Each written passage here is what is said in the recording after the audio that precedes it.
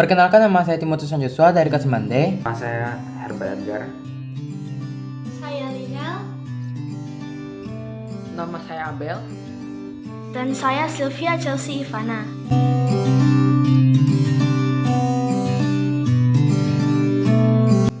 Masalah yang pertama, perbedaan mata uang antara negara pengekspor dengan pengimpor. Adanya perbedaan mata uang antara negara satu dengan negara lain, seperti rupiah dengan yen, dapat mengurangi kelancaran dalam pembayaran perdagangan internasional.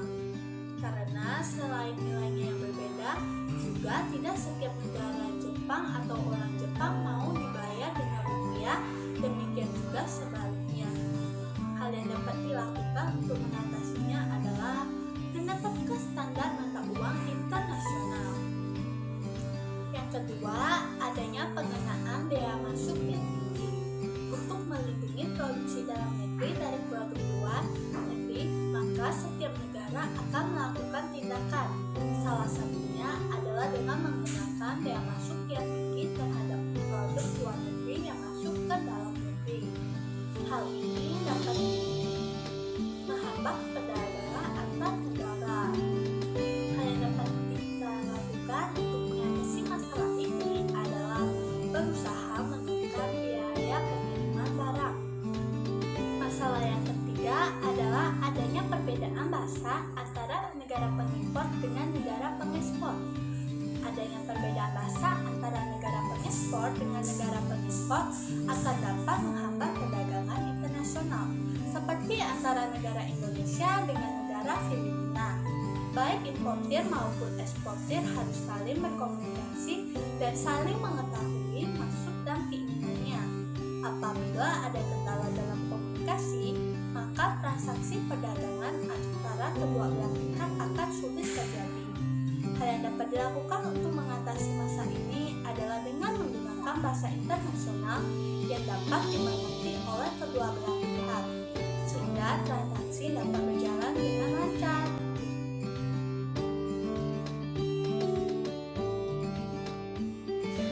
Faktor pendorong terjadinya perdagangan internasional di Indonesia adalah 1.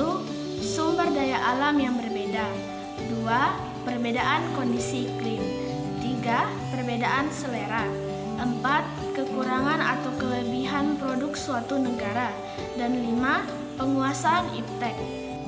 Menurut saya, yang menjadi faktor paling dominan yang mengharuskan negara Indonesia bekerja sama dengan negara lain adalah perbedaan sumber daya alam dan penguasaan iptek. Perbedaan sumber daya alam mendominan karena Indonesia merupakan negara yang kaya akan sumber daya alam. Seperti contoh dalam hal barang tambang, Indonesia memiliki minyak, gas alam, emas, tembaga, dan masih banyak lagi yang dimana negara lain tidak punya atau tidak cukup, sehingga mengharuskan mereka untuk mengimpor barang dari Indonesia.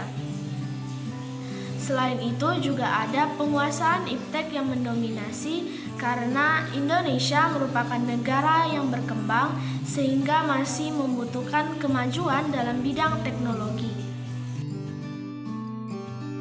Nama PT Freeport. PT Freeport adalah perusahaan afiliasi yang menambang, memproses, dan melakukan eksplorasi terhadap biji tembaga, emas, dan perak yang beroperasi di Kabupaten Mimika, Provinsi Papua di Indonesia. Pengaruh PT Freeport bagi masyarakat adalah yang pertama, menyediakan lapangan pekerjaan bagi sekitar 30.000 masyarakat Indonesia. Kedua, membentuk 44% dari pemasukan rumah tangga di Provinsi Papua. 3. Sebagai dana untuk mensejahterakan rakyat Papua. Kedua, perusahaan tambang minyak negara atau PTMN yang merupakan pabrik industri yang mengolah minyak mentah menjadi produk petroleum yang bisa langsung digunakan maupun produk-produk lain yang dijadikan bahan baku bagi industri petrokimia. Contohnya yaitu kilang Pangkalan Berandan, kilang Dumai, kilang Cilacap, kilang Balikpapan, kilang Kasim, kilang Balongan, kilang Cepu. Ketiga, batik Indonesia. Batik merupakan salah satu ekonomi kreatif yang dikembangkan Indonesia sejak dulu. Pengaruhnya bagi masyarakat adalah satu, memiliki nilai jual yang dapat dijadikan peluang bisnis. Yang kedua, menjadi ciri khas bangsa Indonesia.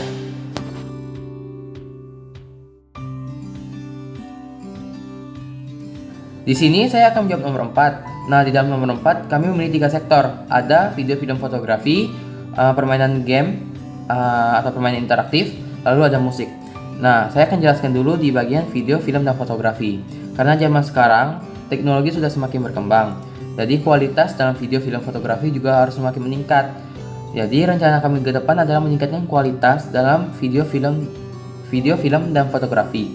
Nah, video, film, dan fotografi sebenarnya sekarang kualitasnya sudah bagus.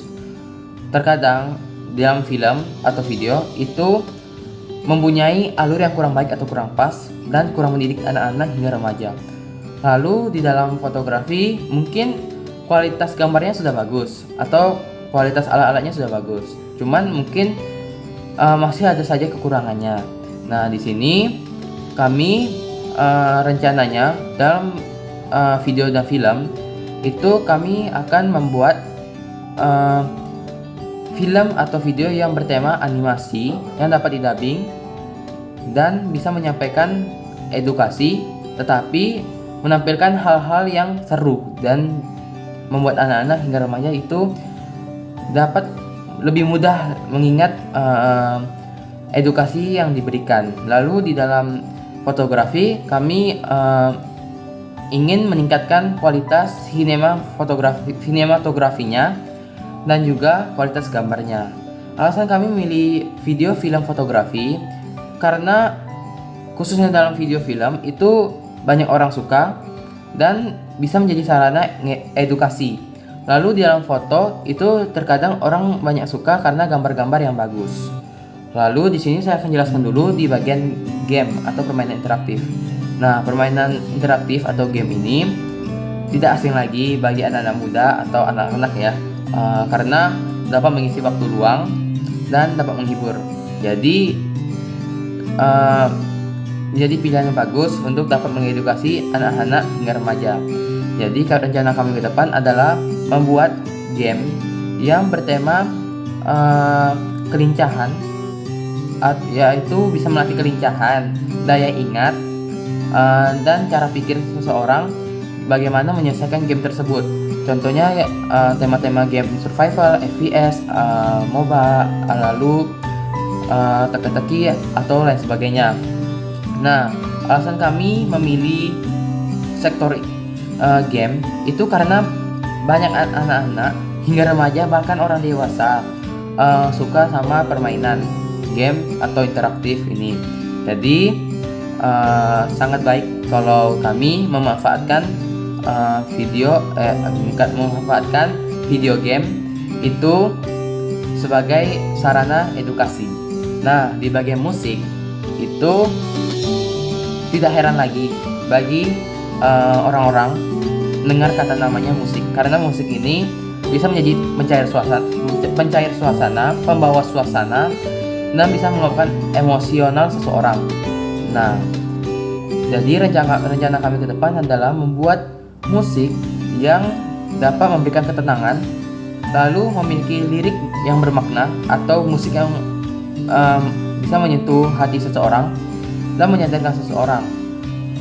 Alasan kami memilih musik karena banyak sekali orang-orang yang suka mendengarkan musik karena bisa menjadi pencair suasana, pembawa suasana khususnya dalam video atau film atau kadang dalam game kan. Lalu juga bisa menjadi sarana edukasi. Karena apa? Karena biasanya musik khususnya lagu itu bisa menyampaikan lirik-lirik yang dapat mengedukasi atau menurut saya modal dan kreativitas sama pentingnya, tapi yang paling dibutuhkan dari keduanya adalah kreativitas karena faktor yang sangat menentukan jalan dan berlanjutnya sebuah usaha. Jika sebuah usaha hanya menjadi modal tanpa kreativitas, maka modal akan habis karena tidak mendapatkan untung. Jadi, untuk menjalankan usaha, kita harus merencanakan usaha itu dengan sebaik-baiknya supaya dapat menguntungkan. Perdagangan internasional adalah proses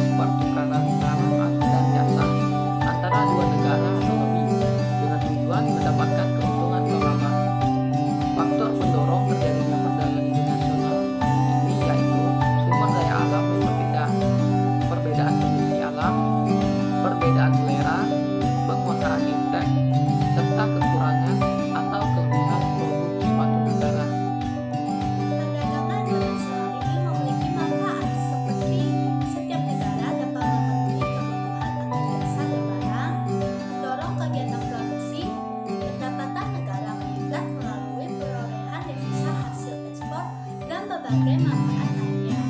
Selain memiliki manfaat, perdagangan internasional juga memiliki beberapa hambatan yang terjadi dalam prosesnya, seperti biaya masuk yang tinggi, perbedaan rasa, adanya proteksi, dan beberapa masalah lainnya.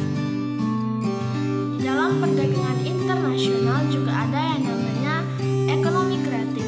Ekonomi kreatif sendiri merupakan sebuah konsep bidang perekonomian di era ekonomi baru dengan mengutamakan kreativitas dan informasi yang mengedepankan sumber daya manusia yang memiliki ide dan pengetahuan yang digunakan sebagai faktor utama dalam produksi. Indonesia memiliki banyak keunggulan dalam bidang ekonomi. Contoh-contoh pusat keunggulan ekonomi di Indonesia adalah PT Freeport, perusahaan tambang minyak negara, serta batik. Pusat keunggulan ekonomi tersebut berpengaruh besar dalam berbagai bidang seperti migrasi penduduk, transportasi, lembaga ekonomi, pendidikan, dan pekerjaan. Kemudian ada juga namanya pasar bebas atau perdagangan bebas. Jadi pasar bebas ini adalah proses kegiatan yang dilakukan tanpa adanya hambatan buatan atau hambatan yang dibuat oleh pemerintah dalam perdagangan antar individu dan perusahaan-perusahaan yang berada di berbagai negara. Nah, contoh-contoh organisasi perdagangan bebas itu ada MEA, MEE, AFTA, APEC, dan WTO. Sekian presentasi